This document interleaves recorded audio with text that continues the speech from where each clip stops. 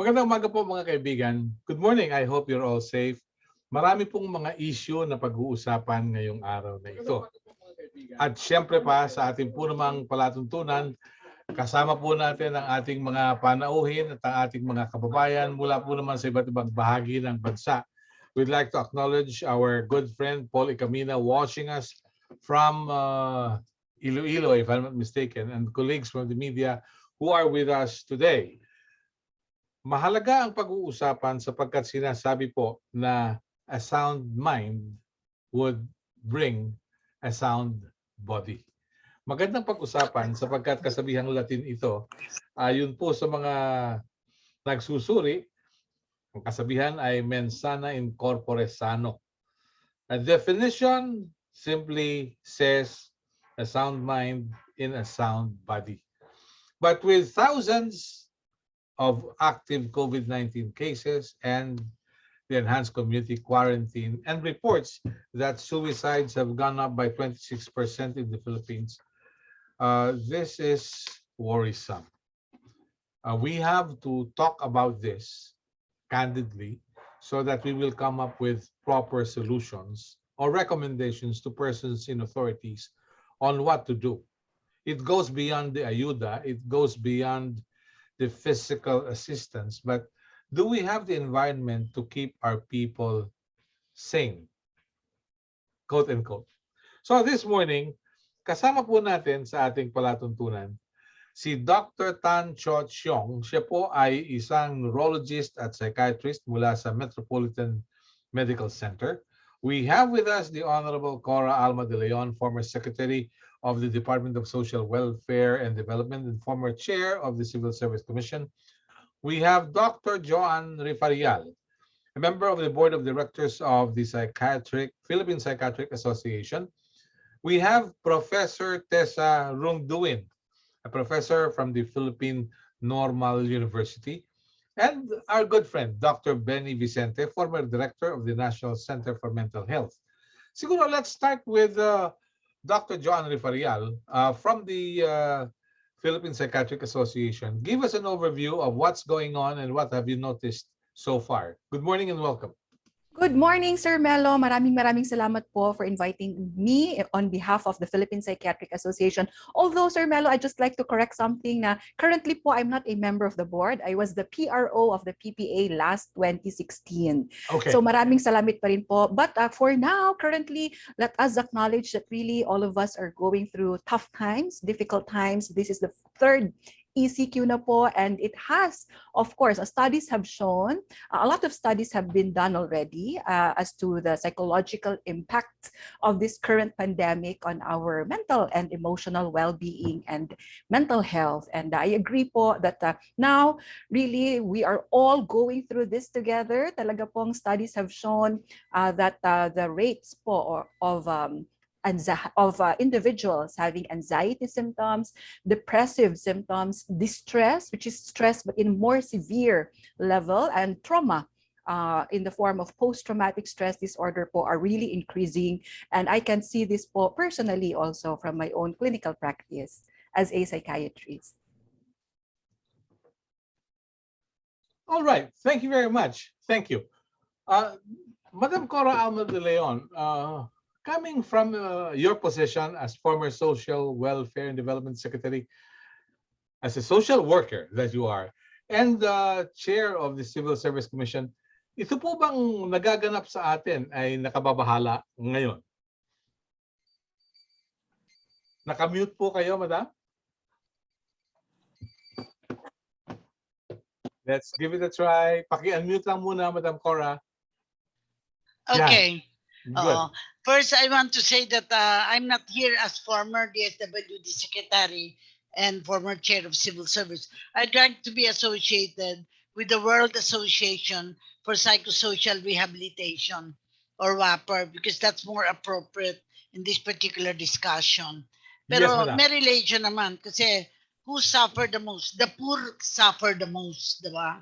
Dahil kung wala kang pagkain, nagugutom ka, alam ko may mga nagugutom na nagiging mental patient dahil hindi tama ang kanilang nutrition. Naniniwala ako sa pagkakataong ito ay pwedeng mapag-usapan paano malalabanan itong hinaharap natin, no? Kasi hindi naman natin masasabi na one solution lang ito eh. Ang mahalaga talagang lakas ng loob na palagi ko sinasabi, in a way parang kailangan dito sipag at tiyaga din para malabanan ang kahit anong problema sa buhay natin. Thank you very much. Thank you. It's a pleasure to have you with us. Dr. Benny Vicente, as former director of the National Center for Mental Health, ito bang datos na lumalabas from the Department of Health, would this be enough for people to worry and cause nightmares, if you may? Yung mga datos natin ngayon, well, to begin with, yung opening statement mo, yung 26% increase rate ng suicide. Basically, that data came from the Philippine Statistical Office. It was a comparison ng 2019 or 2015 to 2020 average number of people committing suicide. Meron siyang mga 2,600 plus. Pero itong 2020, nagkaroon siya ng death, ng suicide deaths na umabot ng 3,500 plus. So computing that, they came up with the statistics na merong increase ng suicide na 25.7% or 26% tulad ng sabi mo. Now, even if you take a look at yung World Happiness Index natin, no, from last 2019 to 2020, bumaba tayo from 153 ang place natin dati, bumaba to 167 nata tayo sa World Happiness Index, no.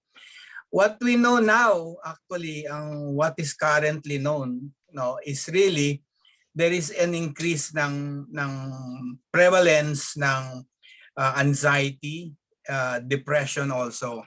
Yan ang what we know of, and of course yung distress, no. I think depression, merong increase siya in the prevalence rate, no. Most studies would say that mga 6 times more than the usual na depression natin. And then for the anxiety level, twice ang increase, no.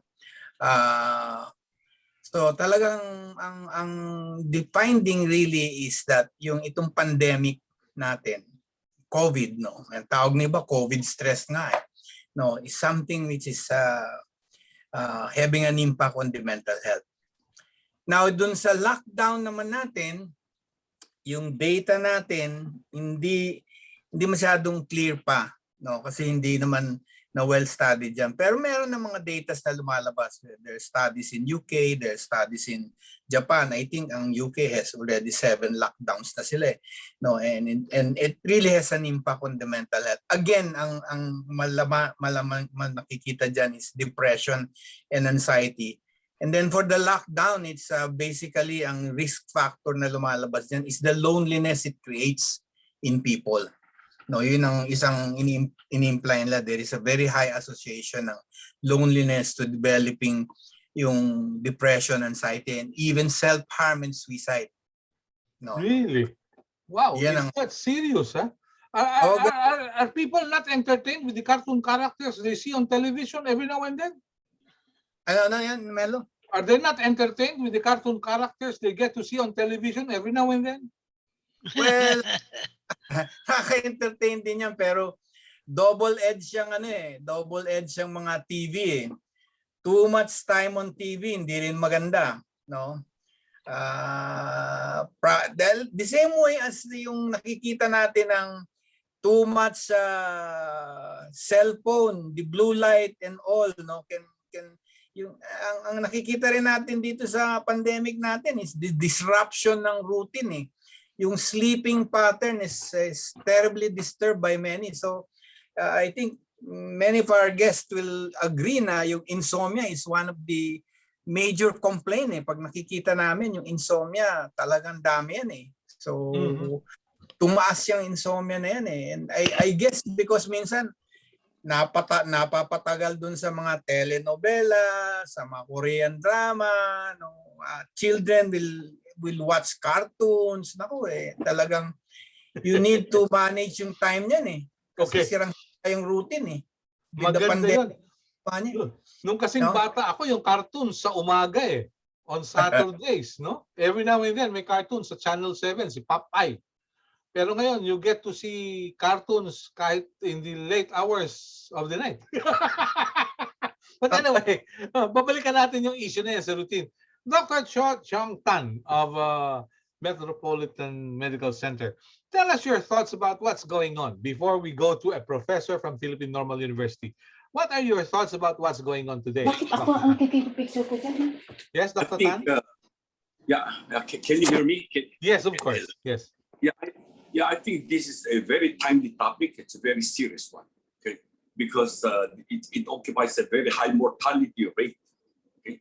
Now, I think what's important is to, as was mentioned by Ma'am Cora, that poverty is one important issue, and also by Dr. Vicente about the loneliness and other things. And I think I like to emphasize that the importance of prevention of suicide. Okay?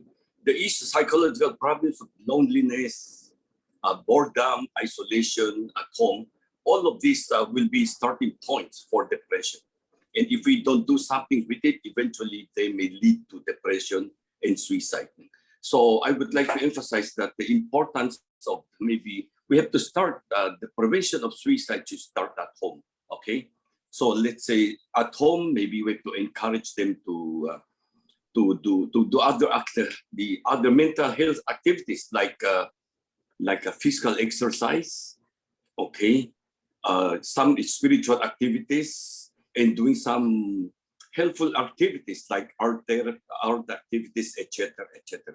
So all of this will help to make our life more meaningful and more colorful. And this will be activities that can help compensate for whatever will be the effects of a lockdown. Okay, so that is something at the family level, and of course at the school level, the school education education for the medical students, and also for the teachers. This will be something also very important, and I think we should also let the community be aware of the different NGOs, institutions that are available for hotline services or hotline mental health consultations. So these are things that can help in the prevention and in the treatment of suicide. Okay. Thank you very much. Isang factor yung mga bata na hindi nakakapasok sa paaralan. At ako kasi pag school opening, I always look forward to seeing my classmates, how they're doing, how they spend their summer vacation. Yung theme writing, how I spent my summer vacation. Doon pa lang, alam mo na kung ano ikukwento. But we have with us Professor Teresita Rongduin of the Philippine Normal University. Tell us your experience. You have kids and they're homeschooled. Why is it? Good morning po, Sir Melo, at good morning po sa lahat ng mga kasama namin sa meeting na ito, no, sa forum na ito. I have been homeschooling for 7 years. My eldest is in grade 7 and my youngest is in grade 5. So far, it's been something that we have been accustomed to, which I think is entirely different from what the other students are experiencing, because we have, syempre po at this point in time, ang aking mga anak ay medyo nasanay na sa self-regulated at self-paced learning, wherein they take charge of what they want to learn and when they want to learn it. This is something that's kind of challenging now in this emergency remote learning, where students who have been used to working with classmates face-to-face are now forced to, for example, understand certain concepts on their own. And if, for example, they have to ask their teachers, they may need to send a message and not send a message to the teacher on her or his personal messenger, no, and wait for the teacher to respond, unlike sa regular schooling. Bakit po ako nag-homeschool, Sir Melo? Well, it's in relation to intentional parenting. We'd like our values enforced to our children. We'd like to empower them. My children are girls, no? So, of course, we'd like to create a gender neutral and a safe space for them so that they'll be able to assert themselves and be able to stand by their opinions, no, without being, for example, compared to the stereotypical comparisons made in classrooms, and without being questioned by another person whose values may be different from them. While this is something na syempre, well, inevitable yan, people will do that and all. We'd like to syempre enforce muna in children, in my children in this case, na there will be negative opinions about their points of view, but what is important is that they're able to respect that particular opinion and they are able to stand. No, so parang ano lang, creating more empathic individuals. Yun ang aming advocacy as homeschooling parents.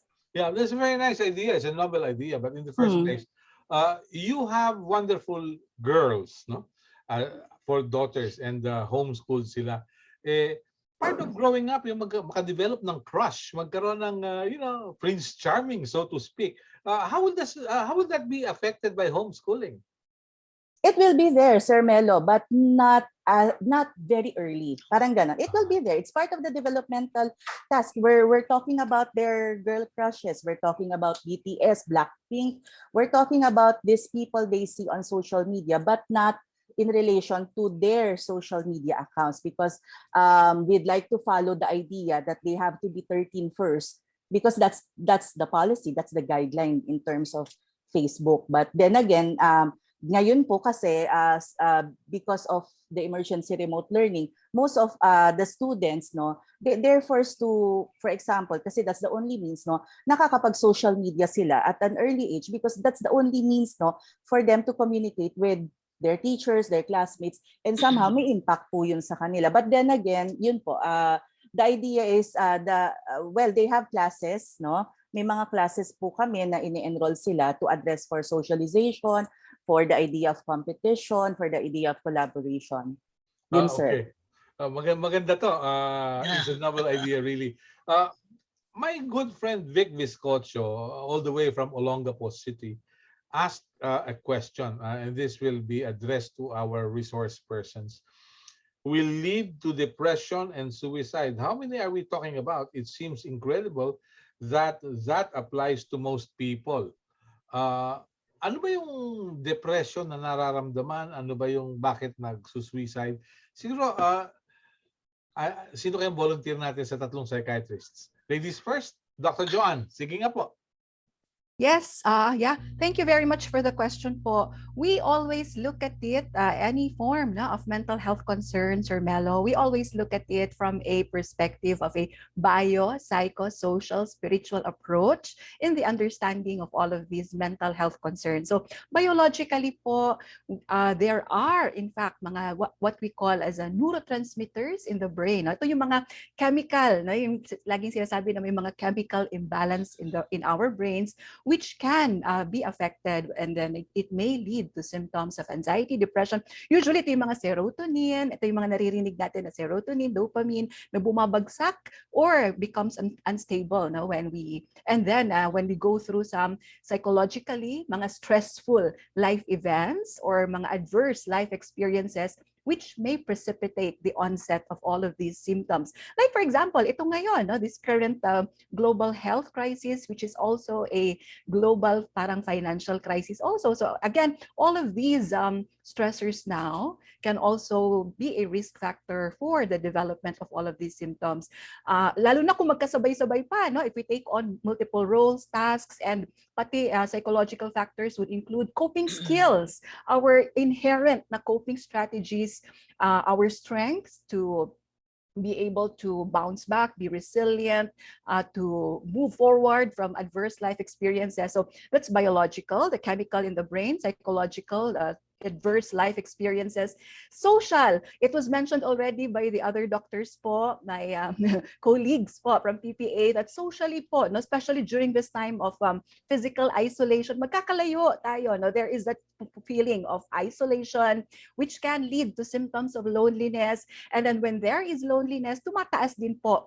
It can be a risk factor for the development of symptoms of anxiety, depression. Kasi we feel na parang, syempre, as human beings, we are social beings. We need that connectedness. So that's also one. And of course, spirituality. Sometimes because of all of these sources po of stress, of the struggles, the challenges posed by this current global health and financial crisis, sometimes also po, no, parang na ano din tayo, no, our spirituality can also be affected. Sometimes na nagkakaano po tayo, no, we lose that sense of meaning, no, and purpose of what is really happening now. So it's always po an interplay. We call it an interplay of all of these factors. So wala namang single factor yon, no, which will say, no, na ito talaga yon, no, as the reason for the anxiety, depression. It's always an interplay. And that's why when we manage it, when we look for solutions for all of these mental health concerns, kailangan din po natin isa-isip yung mga interplay of factors na yun, which will address the biological components, such as yung what was mentioned by Dr. Tancho Chiong kanina, yung mga exercise to boost the level of endorphins. Psychologically is to remember, no, yung mga coping skills, stress outlets, no, which can be helpful. And what helped before in the previous 2 ECQs, what helped before can definitely help again now. So let's remember our strengths. Kasi syempre we've survived, no, the previous 2 ECQs, so there's no reason why we can't do it again ngayon. And socially, let's remain socially connected. We have technology now, which is again, it's here to stay and it has its pros and cons.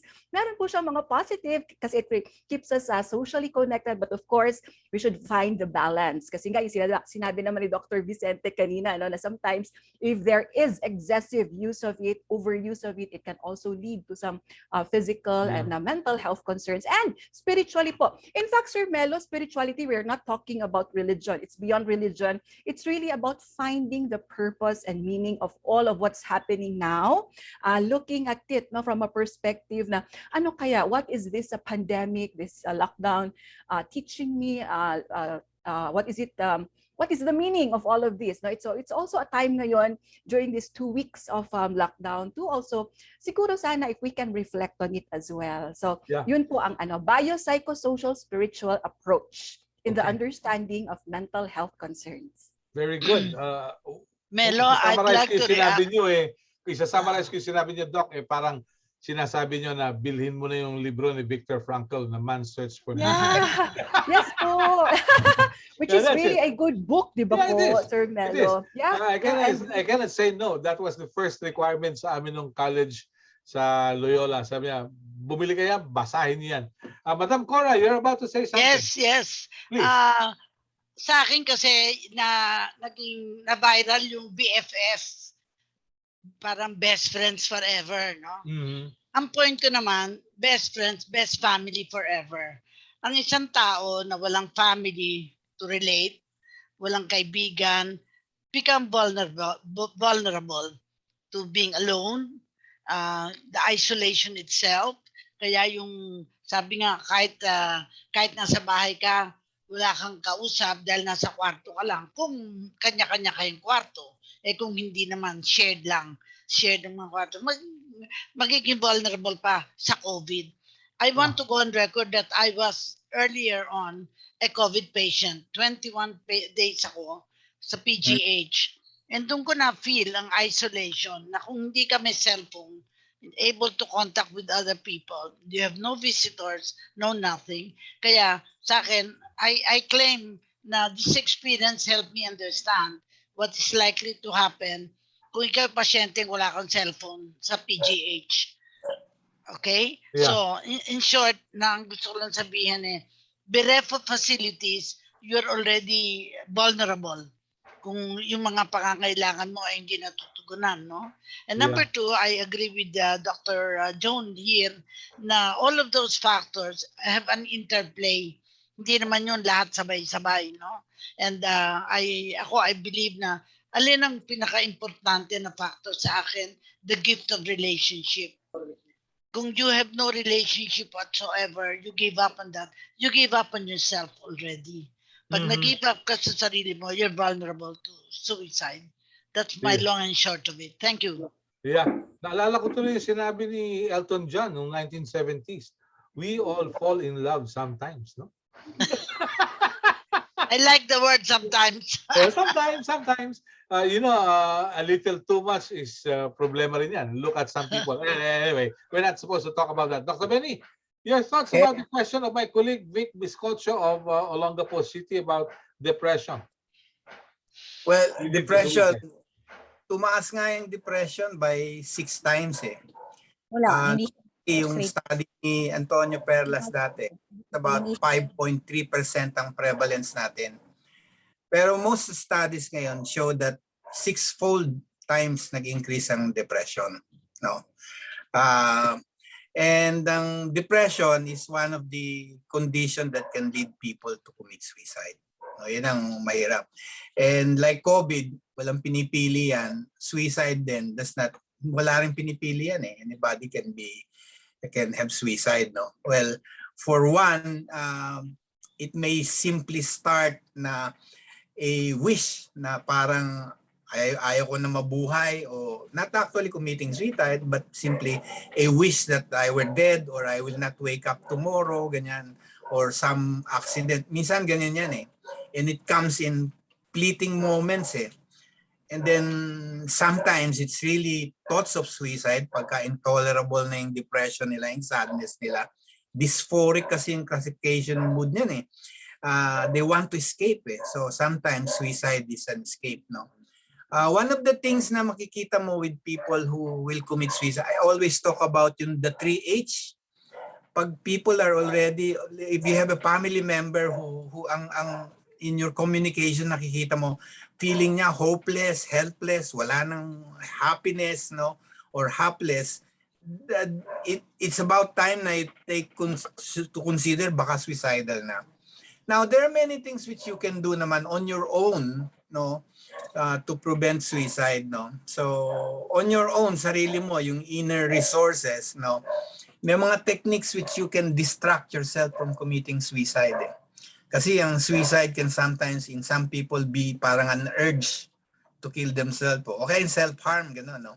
So, there are things that you can do sa sarili mo that you can prevent it. No, distraction technique is one of those things. No, occupying yourself with activities that will keep your mind out of thinking on suicide. No, is one thing.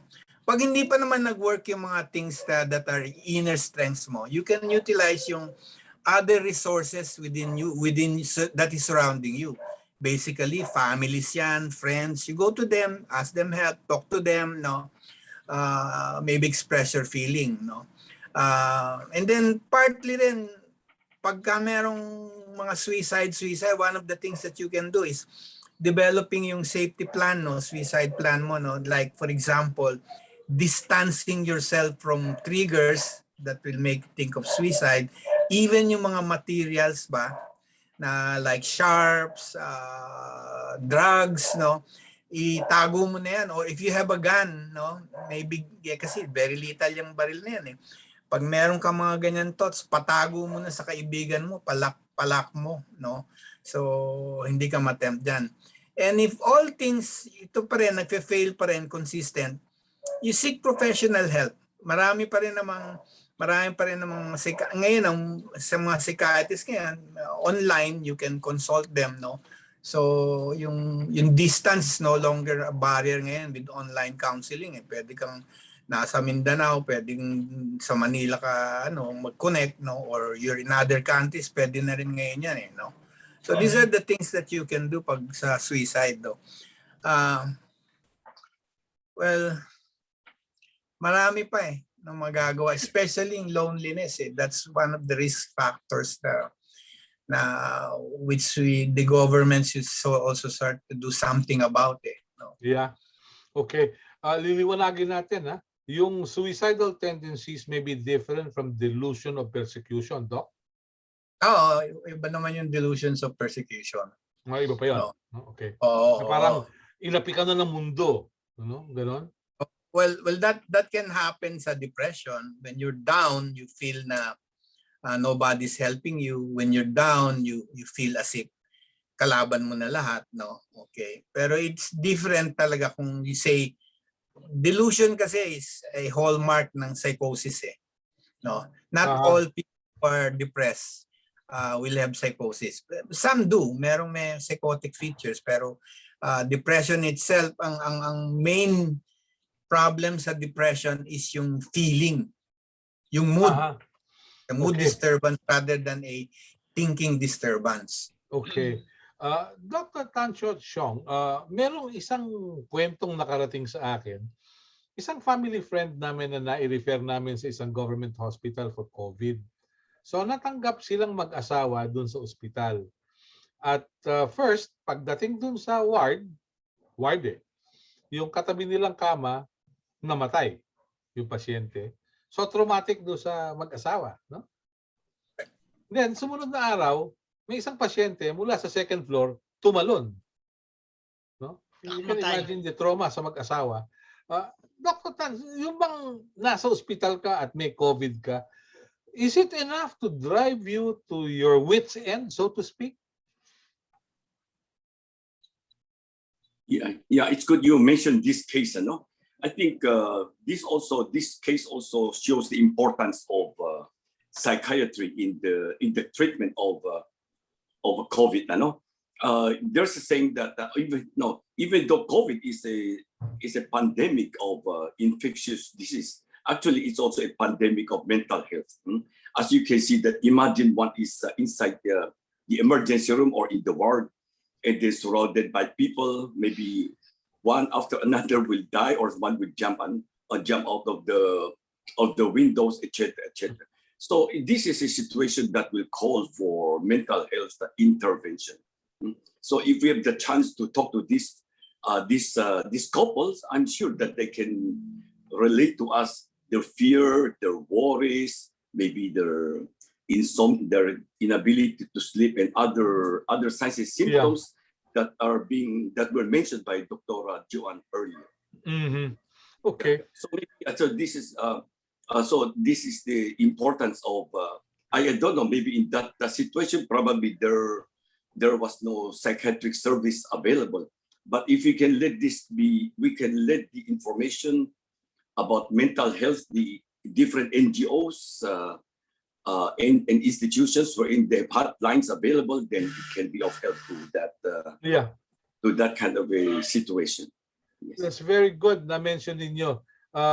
Yung aming kaisa-isang anak nagka-COVID, na confined siya sa ICU.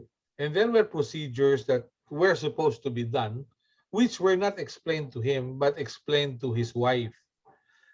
Na yung wife naman niya called us up to say na ganito ang reaction. No? Anyway, one thing I noticed, yung mga doktor sa COVID, sa mga ospital, would rather talk to the next of kin rather than to the patient.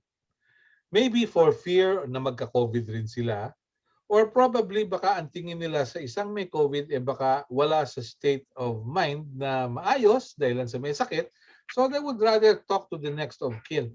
I would like to acknowledge a good friend watching us today, si Rick Casco, who used to work for the International Organization for Migration, who was a COVID patient last year. At ang sabi niya doon sa doktor, pwede ba, bago mo sabihin sa misis kong nasa Amerika, sabihin niyo muna sa akin yung procedure na gagawin para hindi naman ako nagugulat. Yun ang isang bagay.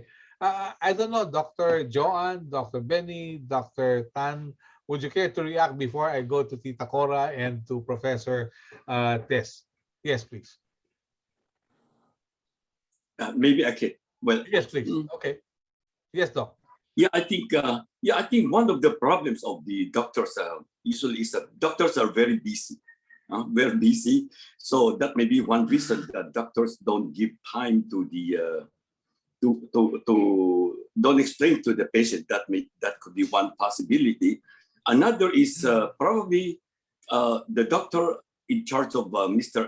Casco may be worried that Mr. Casco may worry too much. That's why instead of talking with him, he talks with the wife who is abroad. You know? So I think that's one important thing is really doctor and patient should have a good communication to avoid unnecessary worries. Okay, because if the patient doesn't know anything, then he will be imagining all the bad things. Okay, so that may be okay. Dr. Well, Benny? Hello, Dr. Ben, Joan.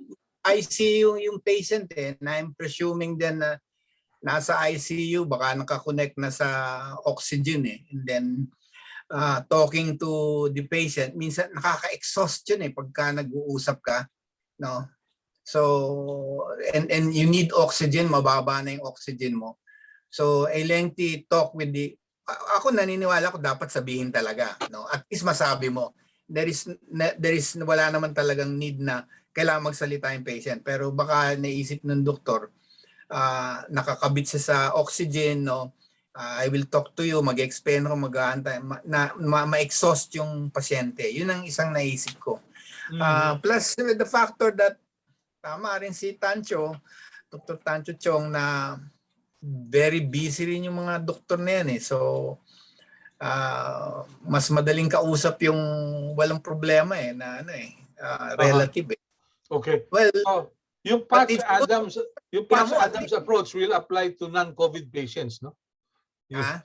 Patch Adams approach will apply to non-COVID patients, right? Yeah.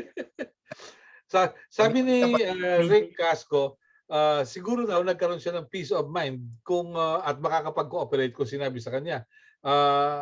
Anyway, meron naman daw siyang papel at pluma na nagagamit to communicate. Well, in my son's case, kahit meron siyang oxygen, nakakapag-selfie pa at nakakapag-communicate. Kaya yung video call namin, doon namin na-explain yung sitwasyon. And he's up and about. He's doing well. Okay. Yes, Dr. Joan. Yes, yes, Sir Melo. I would agree. I would agree po na there should be that, of course, no, that good and therapeutic kasi din po yun, no, that good doctor-patient relationship, which is also very, very therapeutic po for the patient's healing and recovery as well.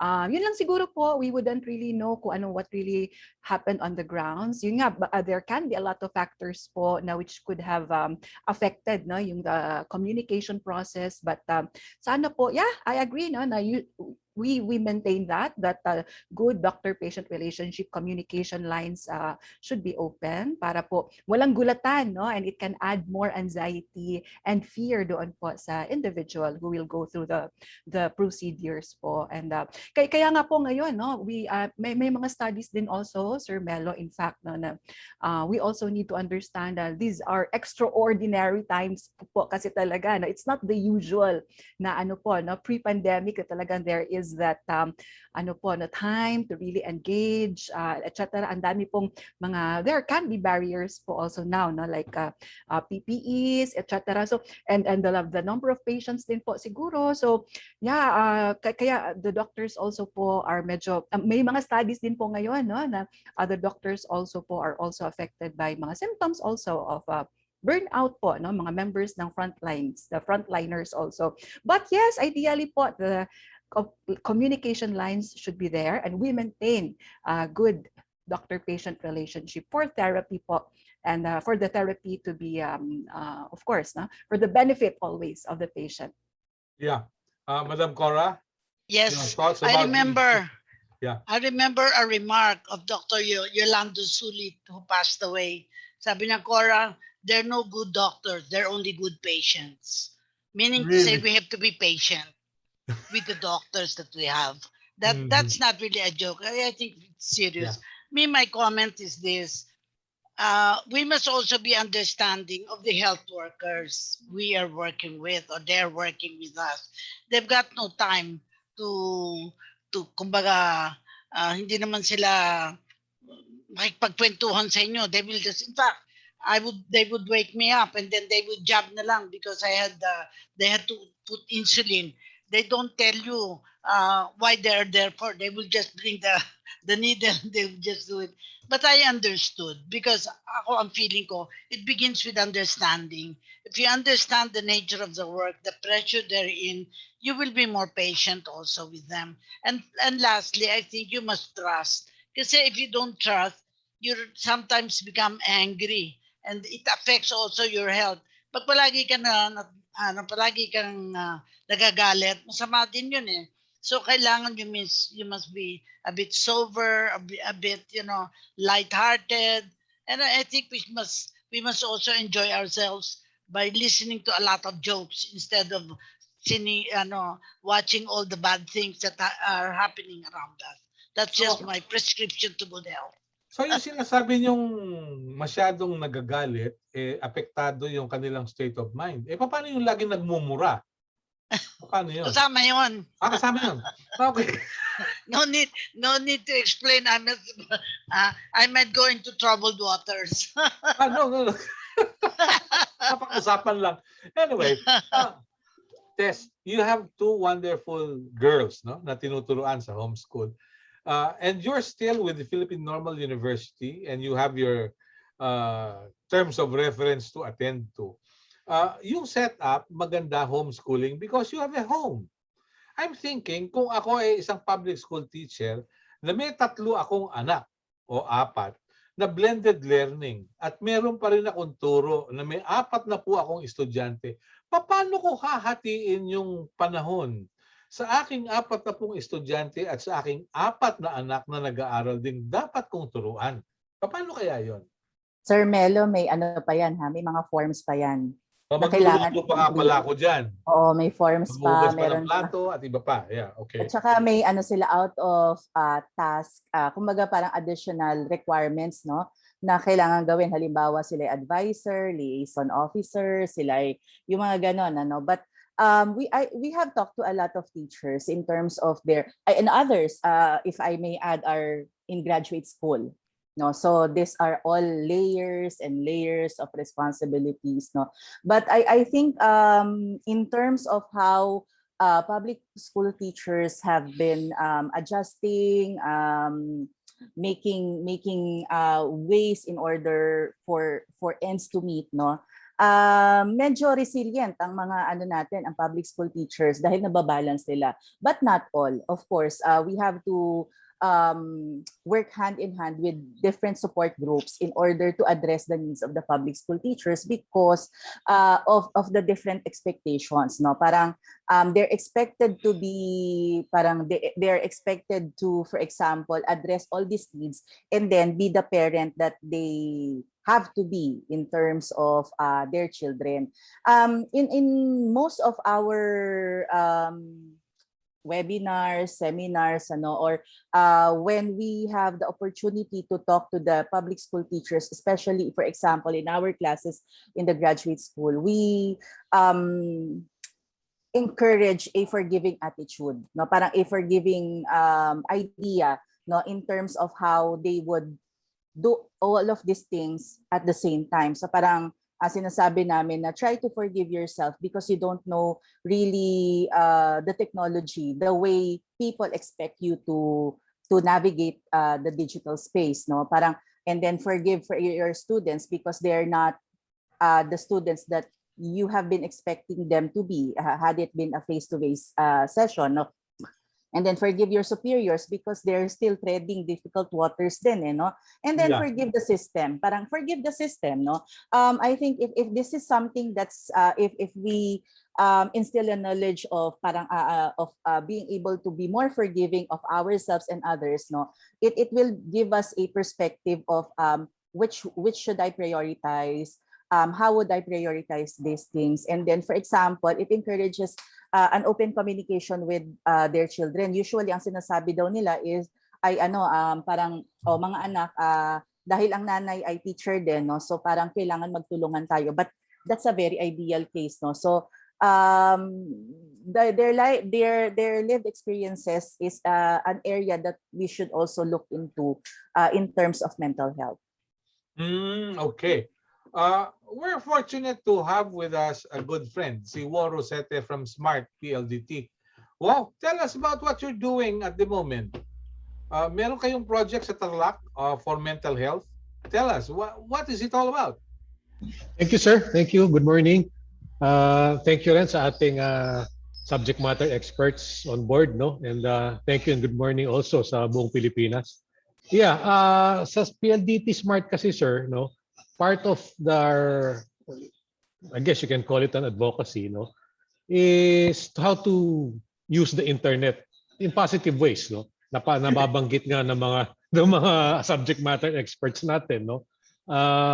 Internet is, di ba, it's only as good as the way you use it.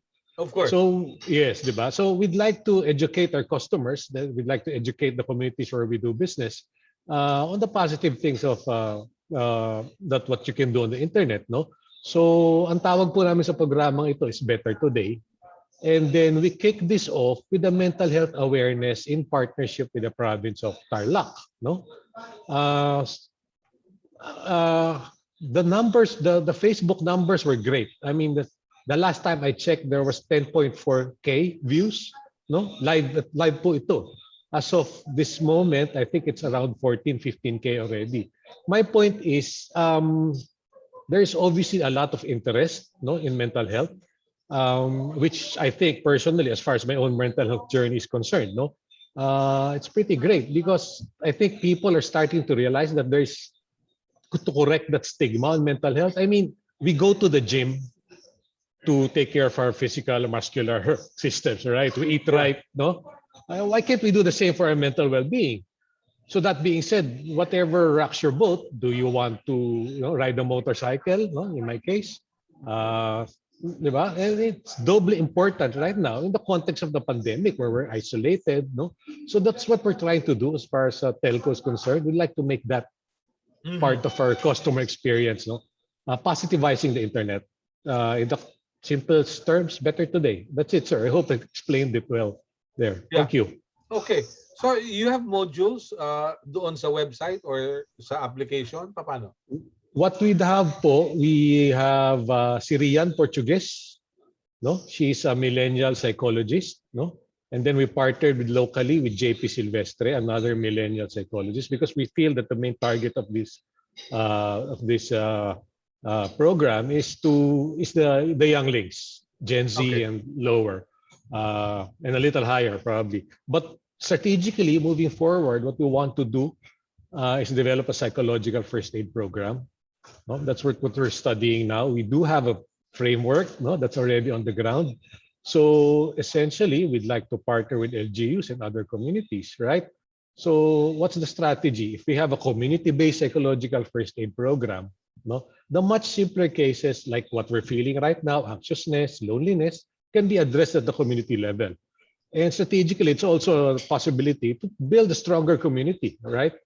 And then that being said, we will be able, the cases that are more severe, that require clinical intervention, no, we'll let the specialists focus on those. But there's this theory that we're working on, no? If we can do it at the community level, that's why we're looking at psychological first aid program. Okay. If it works, hopefully it does, we'd be happy to come back on board and discuss it. Okay. Yun lang po, sir. Siguro isang maganda ring assurance, mag-improve yung internet service para hindi mabuang yung ilan nating kababayan. Dahil lang sa kuminsan, yung mga nag-work from home, tapos bigla nawala yung internet, nawalan pa ng kuryente, natanggal tuloy sa trabaho. Hindi niya maipaliwanag sa kanyang employer, lalo na yung nasa call center from home, problemang malaki yun. Di po ba? That's true, sir. That's true, sir. That actually, one of the strategic objectives that we're doing this is to make our communities understand, no, that we're more than just a dumb pipe. So ginagawa rin po namin na, di ba, hindi lang kami internet, no, ginagawa din namin to. So, hopefully you can do things from your end that will allow us to build our facilities quicker and more, or upgrade our facilities in the communities. Yun lang po, sir. Okay. Thank you very much. Wow, I know you still have a Thank lot you of po. conferences to attend to, but feel free to give us a ring should you have anything more to say. I'd like to ask Yes, our sir. experts again. Si Joanne, si Doc Benny, at si Dr. Tan, saka si Madam Cora. Yung pagkabagot sa bahay, nauuwi rin ba ito sa violence? May na-report kasi noon, nabanggit ni General Guillermo Lorenzo Eleazar na may napupuna silang increase dun sa violence against women and children. I don't know whether we have data to prove this from the psychiatrists. Yes, Doc Joanne. For me personally, Sir Melo, yes, I've heard of that report from General Eleazar, but it can be again, personally po, in my practice, wala pa naman po, no? I haven't encountered any reports po of violence against women and children, but it can be a possibility talaga po, no? Given the prolonged stay, given there is a new phenomenon, in fact, ngayon, Sir Melo, during this time, no? Na what we call as a cabin fever. No? So because of that prolonged stay in a confined space, there can be those emotions, heightened emotions po, heightened feelings like restlessness, irritability, and this may in fact din po, no, like be a risk factor for the development po of yung, when our emotions po kasi are heightened, sometimes po we may do things or say things na which is something na we might regret having done or said later on when we are more calm and mas ano na tayo, no, kalmado na. Let's remember always that our cognitive processes, our cognition can be blurred when our emotions are heightened. So it can really po happen. That's why I always advise and recommend or suggest po to those under my care na when they feel those emotions po, no, those emotions of restlessness, irritability, kasi nga parang because of the prolonged confinement and we are with the same people, sometimes po umabot sa gano'n na nagkakaano po, no, sometimes there can be conflicts really and clashes po. So I always remind everyone to step back, no? Step back when you feel na you are really in a state of heightened emotion. Step back, go to your personal space or private space, and then do some relaxation techniques or meditate po. Pakalmahin talaga ang sarili so that we avoid saying or doing things na which we may regret having done or having said so after po, na when we are more calmer and more the clarity is there. Yeah. Dr. Joanne, thank you. Ang isang problema raw kasi pag yung 5-6 naniningil na, may stress ka lalo. Andiyan na yung 5-6 maniningil na eh. So paano? Hindi ko mapakalma sarili ko. Anyway, ito on the ground dahil sabi nila yung medyo affluent ang nakakarating sa mga doktor, lalo na sa mga psychiatrist. Dahil sa kung yung stress mo, kung ako'y nakatira sa tramo sa Pasay at ako karaniwang nagpapadyak, hindi ako makakarating sa psychiatrist. Makakarating ako doon sa kapitbahay ko, sa kumpare ko na pwede ko makainuman who may share the same experience and we can find comfort in our common stories. Anyway, Dr. Benny, would you care? Sige po. Yes, ma'am? Yes.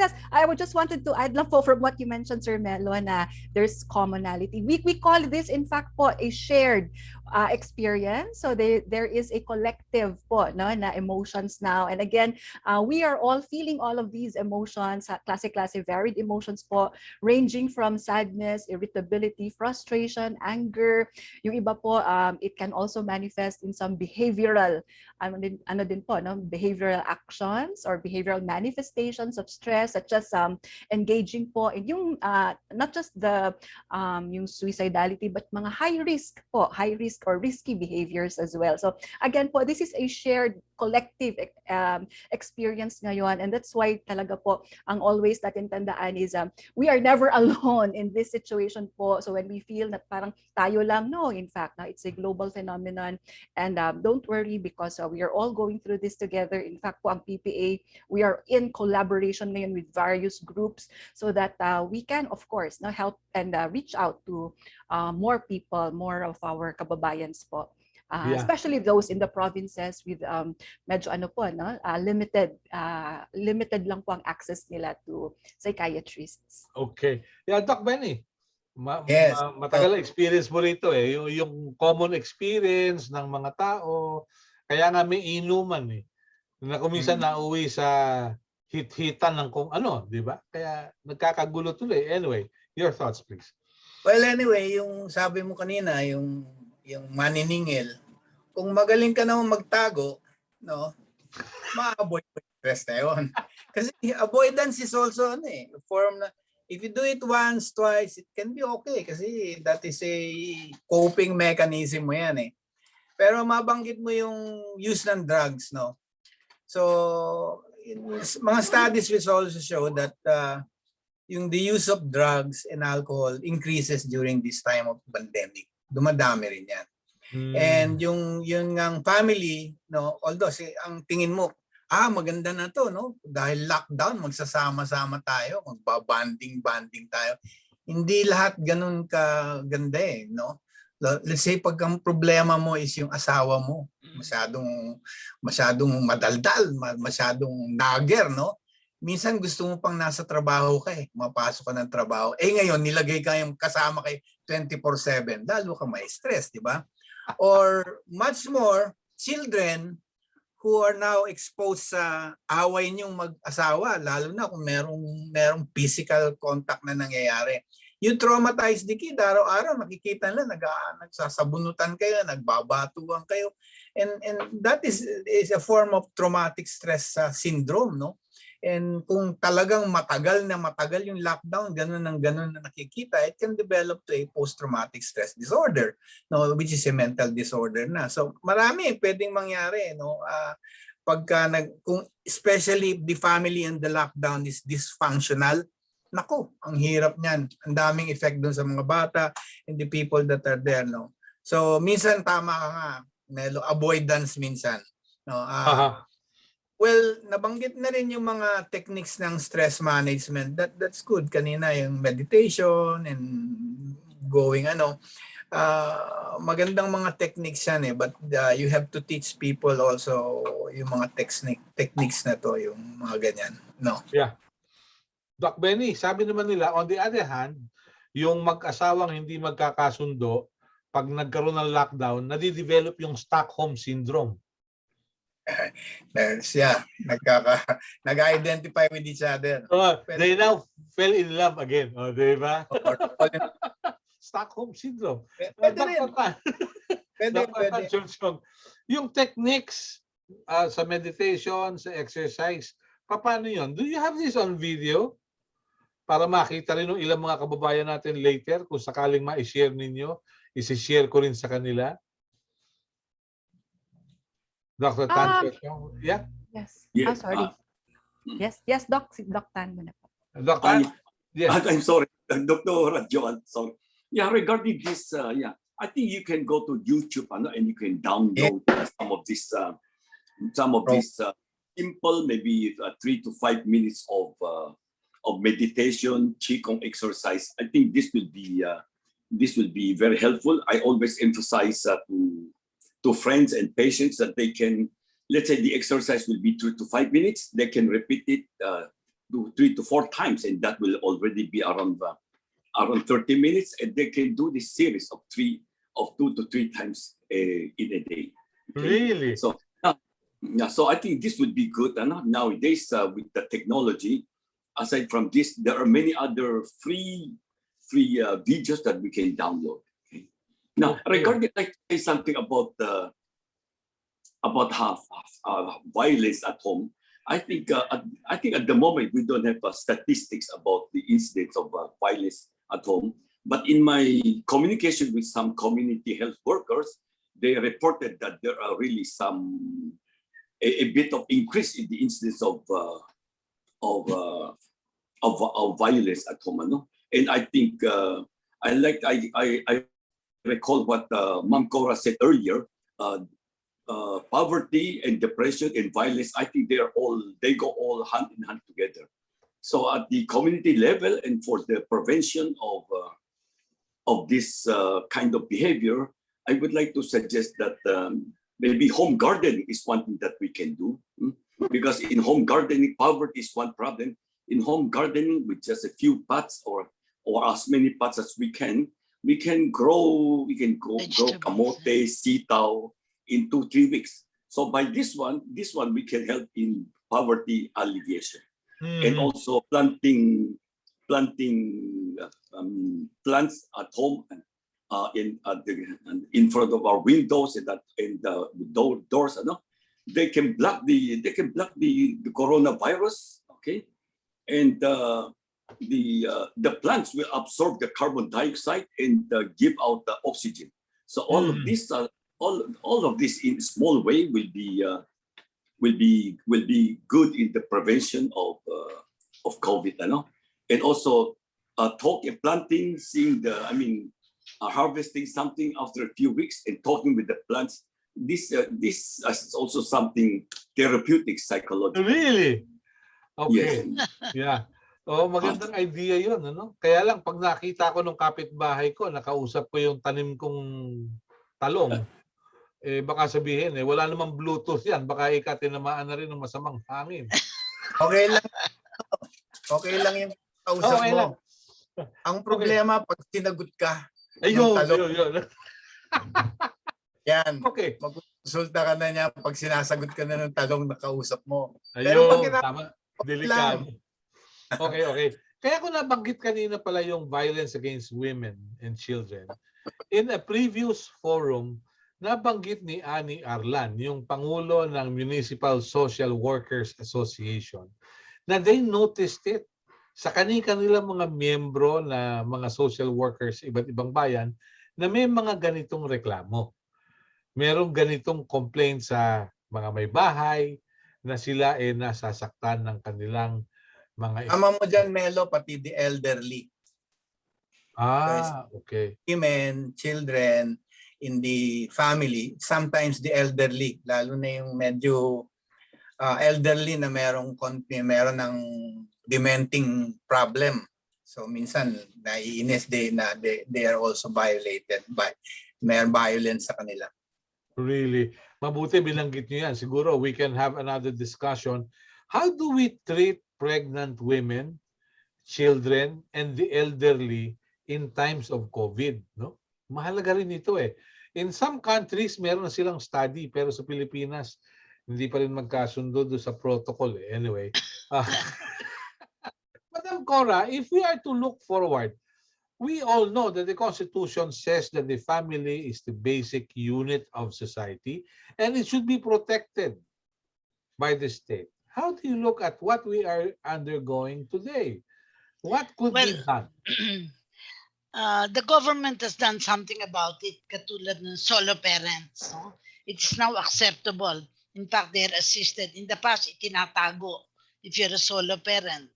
Parang bawal sa teacher, may taga-Philippine normal dyan, na parang hindi pwede na meron kang anak na out of wedlock. So you don't report it, you don't share. But that's no longer the case. It's now open. Sa akin, pag ang isang lalaki, halimbawa, becomes emasculated in the home dahil he's not able to earn, to show his masculinity, he will be violent. He will say, I'm the boss, I'm in charge. Madaling sabihin, but ang nakikita ko lang, because I'm not married myself, I don't know how people cope. But I've seen women who are not, it's the women who are not able to cope because may coping mechanism na nga yung husband to deal with it through violence, etc. It's the women who just feel the pain and they don't know what to do about it. I have a friend who just lost her daughter na 40 years na special child. Sabi niya, alam mo, Cora, pwede na akong mamatay dahil my husband passed away and my daughter na inaalagaan ko passed away. Parang there's no longer meaning in her life. That can happen. Ang point ko lang is that unless she has a friend, unless she has a family who will help her, there will be no psychiatrist who will teach her or she will not access to a psychiatrist. So yeah, we have to translate that at a level that people can understand na hindi madali na gawin yun.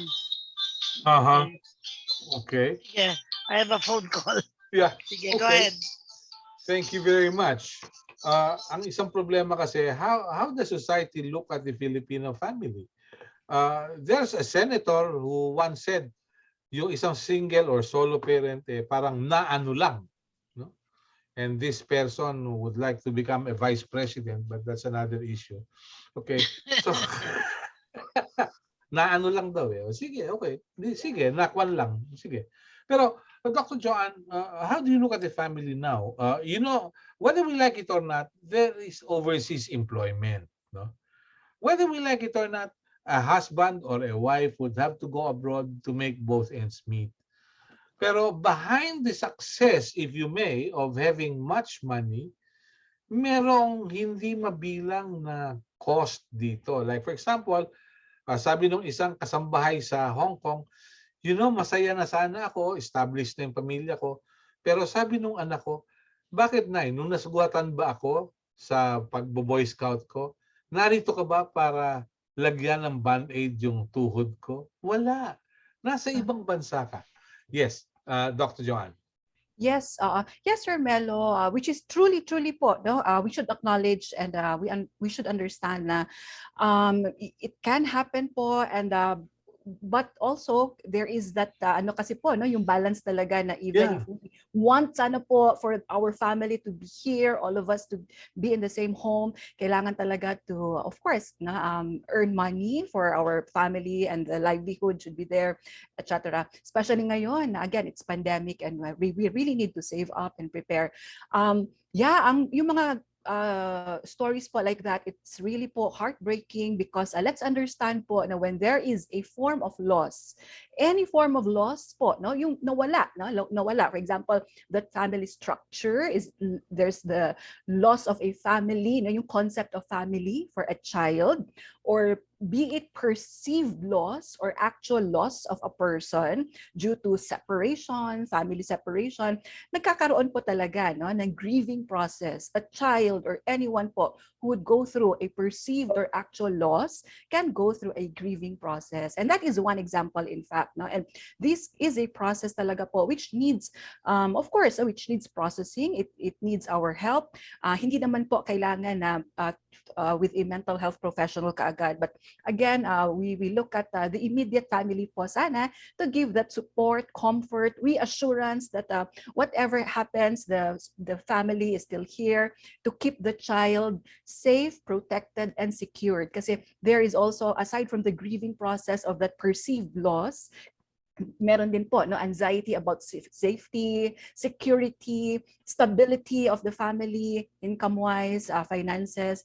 So marami po. So that's why it's really important that we work together. Kaya there is always po that collaboration between us, the family, the children, the schools. Definitely, collaboration is really the key para the child, these children, no, whose parents are working as OFWs, again, will feel that security, safety pa rin po, and the assurance that they are never alone, and that their development po as individuals will not be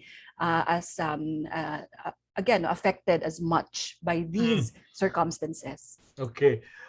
My question for Doc Benny and Dr. Tan is this. Yung isang taong nagka-COVID, how should he handle himself? Paano masiguro na recovered siya, considering na yung mga kapitbahay niya o yung mga kakilala niya, baka lumayo. Nung araw lumayo ka ika dyan, natipos yan. Pero ngayon, na-COVID.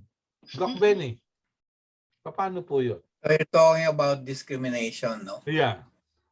Well, aside from the discrimination part, no, it is known that if you have COVID, na-COVID ka, it doesn't end there when you get well. Some people will have what you call long COVID. No? Meron pa siyang effect on you after na wala, nag-negative ka na and all. Meron pang effect sa'yo, even on your mental health. No? So that's one thing that you have to take care of then. No? So yung physical health mo, very important. You take care of it kasi when you take care of your physical health, yung mental health mo is also taken care of. No? Magkadikit yan, di mo mapag-iwalay. Now, yung discrimination, that is the sad part. No, it may be something na hindi mo magagawa kasi ibang tao yun ibang tao yung no, and you may have to tolerate it. No, I've seen mga frontliners, mga nurses, and even some doctors living in a condo. Ayaw na silang patirahin sa condo kasi knowing that they're working in a COVID facility. Meron yan na nagkakaroon ng discrimination or hindi ka na papasukin dun sa subdivision mo kasi alam nila no? So that is something you have to deal with, no? So maybe basically it's information informing people on hindi ka na nakakahawa. Actually nga pag nag-COVID ka na supposedly maganda na dahil meron ka ng immune system you've developed, you've recovered, then you have an immune system. No, although yung sa Delta variant ngayon, there's another thing, baka ma-reinfect ka, meron kang ano. So, well, these are some of my thoughts. Baka si Dr. Tanto Chong would have better thoughts on this, no? Yes. Thank you, Dr. Benny. Yes, Dr. Tan. Yes, I think one should look at, one should treat and look at this COVID, this problem from a positive perspective. It will be, of course, for those people who recovered from COVID, they should try to learn lesson, learn from how they what quote unquote mistakes that they committed that led them to have this one, although it may not be really their mistakes. So how they developed this one and how they recovered. Okay, so by knowing this one, they can make use of this as a testimony to share with other people. After recovery, well, in a way they are happy. They should be grateful that they have recovered, because others they died because of this, and make use of their experiences to share with other people and to teach other people about this one. So instead of feeling inferior and isolating oneself, it will be very helpful to the community by sharing their experiences. So by doing so, they are in a way acting as a kind of a frontliner in helping and educating people. Mm-hmm. Okay. Professor Tess, from the Philippine Normal University, ano pang nakikita ninyong pwedeng gawin ng mga magulang upang makatugon sa hamon ng panahon?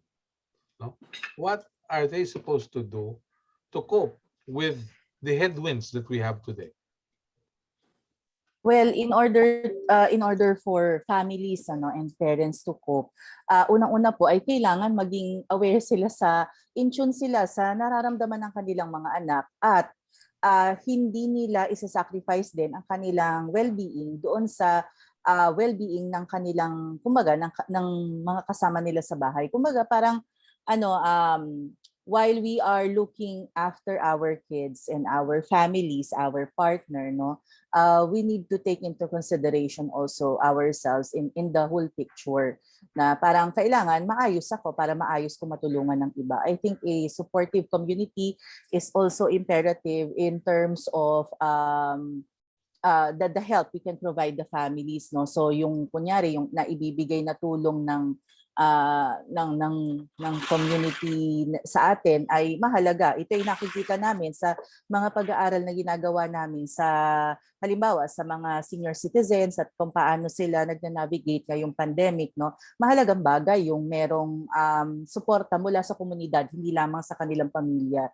So, in terms of coping within the family and addressing the needs of the pandemic as a family and being better parents to our kids, ang mahalaga ay una, magkaroon tayo ng pagkakataon na kung hindi man tayo nasanay na laging open ang communication sa pamilya, yung presence lang, kumbaga ang sabi nga, our gentle presence is enough for our loved ones to feel that we are there. We need not have to be very verbal or to articulate whatever we're thinking, no? Basta ang mahalaga ay nararamdaman nila ang presensya natin sa kanila. At siguro nga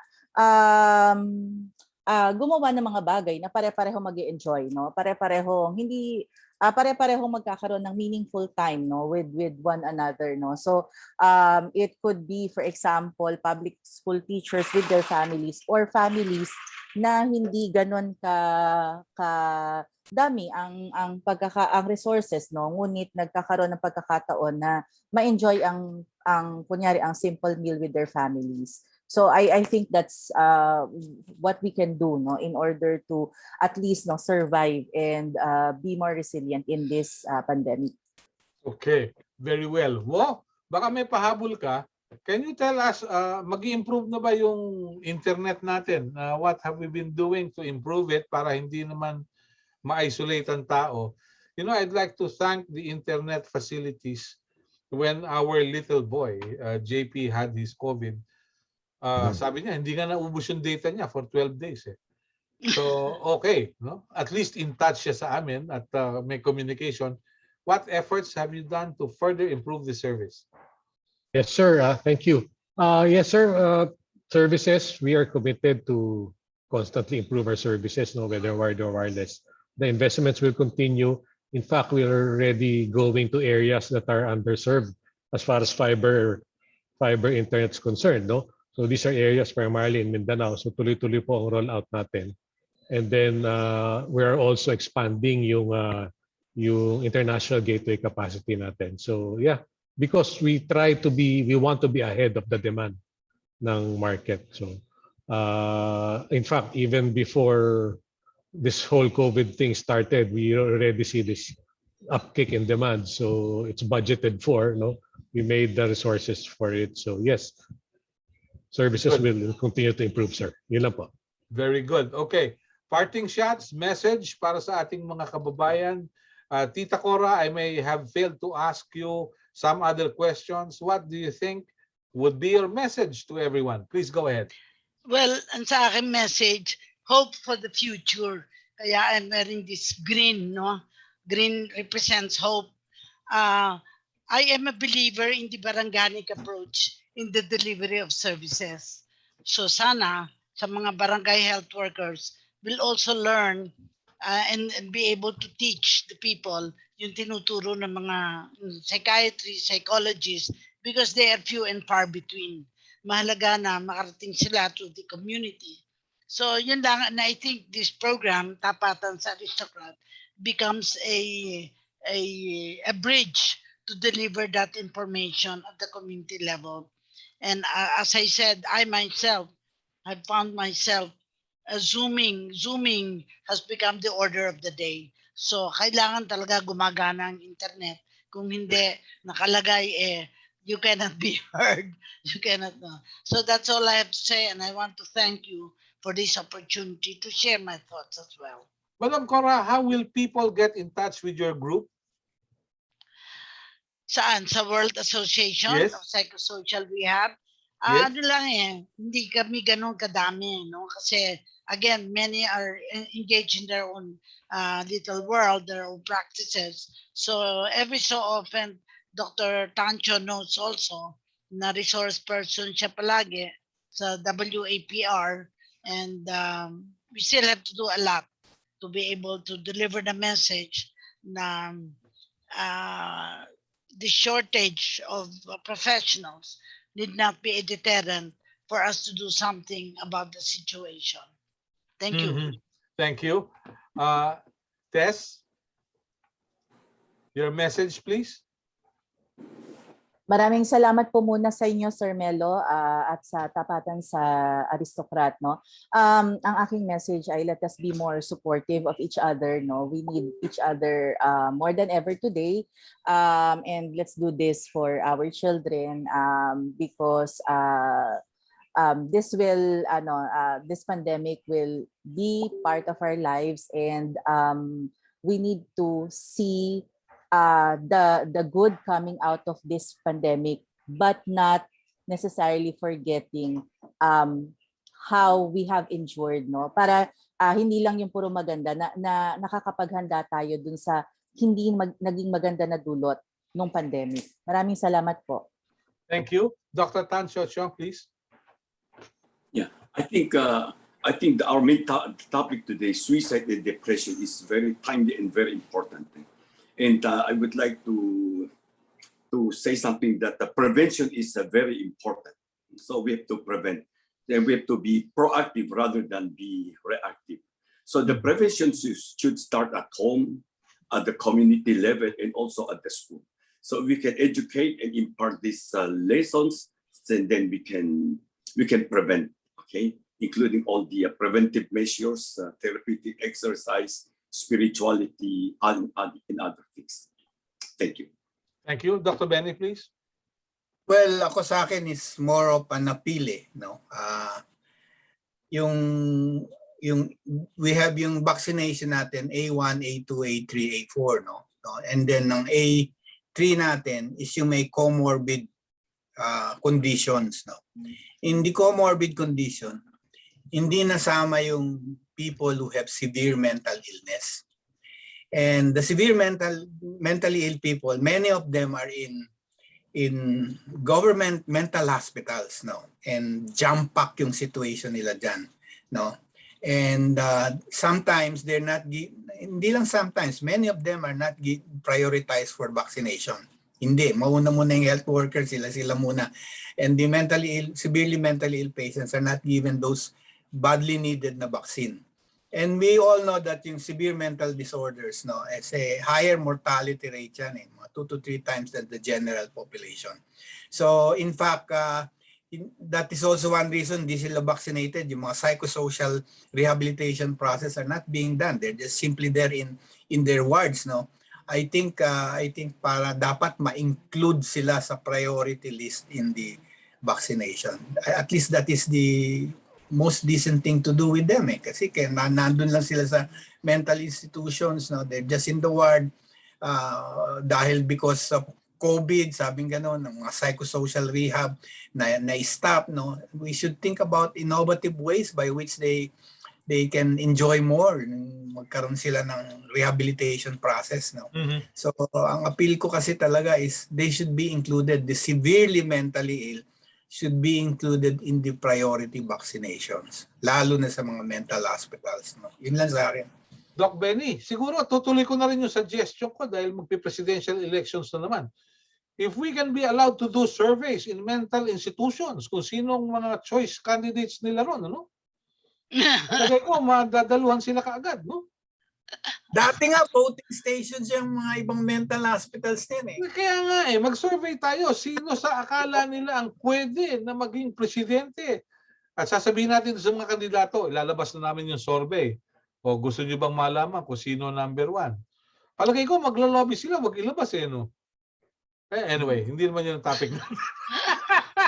Future. Futuristic lang. Dr. Joanne, please. Yes, thank you very much po, Sir Melo, for inviting us on behalf of the Philippine Psychiatric Association.